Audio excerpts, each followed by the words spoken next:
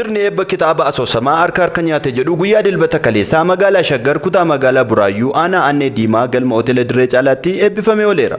Asoosamni harka harka nyaate jedhu barattuu yuunivarsiitii Bulee Horaa waggaa tokkoffaa Baayyuush Damee Addunyaatiin kan barreeffame yoo ta'u bakka artistoonni fi hayyoonni garaagaraa argamanitti haala ho'aa fi miidhagaa ta'een eebbifameera. Sirna eebbaa kana irratti weellistoonni haala hawwataa ta'een weellisanii waltajjii eebba kitaaba kanaa hawwataa taasisaniiru.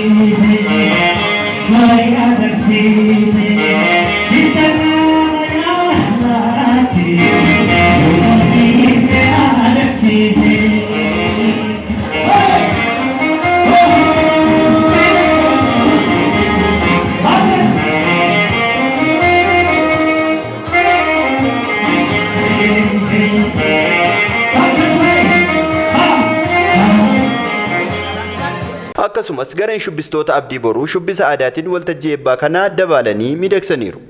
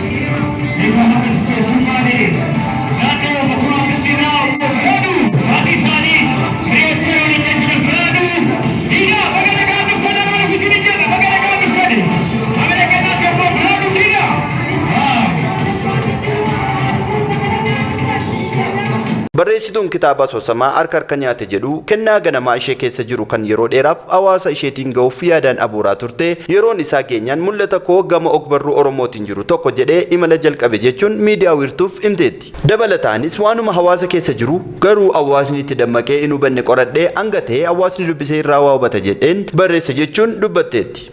Egaa daawwattoota keenyaan wal si barsiisaa maqaan kee eenyu? Baayyuush Damee Addunyaan jedhama. Tokko kan akka kaase kennaa gaafa jalqaba si kennamudha. Xinnummaa koorraa kaasee kennaa kana qaba. Har'a immoo ani barattuu yuunivarsiitii Bulee Horaa waggaa tokkoffaadha. Garuu guyyaa kana eegaan ture. Akkasuma immoo gaafa guyyaan ga'u uummata bukkeetti fuulduratti baasee jechuudha. Barsiisaa fi gulaalaan asoosamaa harka harka nyaate barsiisaa afaan Ingiliffaa Araarsaa Gammadaa qabiyyeen kitaabichaa maquma isaan kan wal fakkaatuu fi seenaa dhugaa irratti kan hundaa'e keessaayyuu gosa Oromoo tokko giddu galeeffachuun kan barreeffame yoo ta'u Oromoo hunda bakka bu'uu kan danda'u kalaqni ogbarruu itti dabalamee ergaa jabaa kitaaba qabudha jedhan. Ani maqaan koo barsiisaa Araarsaa Gammadaan jedhama. Barsiisaa ogbarruu afaan Ingiliffaati. Eebbi kitaaba harka harka nyaate baay'ee namatti tola. Kitaabichis maquma isaarraayyuu waanuma maqaa isaa fakkaata kitaabichi. Kitaabichi waan maqaa fakkaata gaafa isin jedhu wanta achi keessatti barreeffame wanta achi keessa jiru ijoon ergaa isaa guddaan tiimiin isaa guddaan maaninni waa'ee seenaa dhugaa gosa Oromoo tokko keessatti raawwateedha.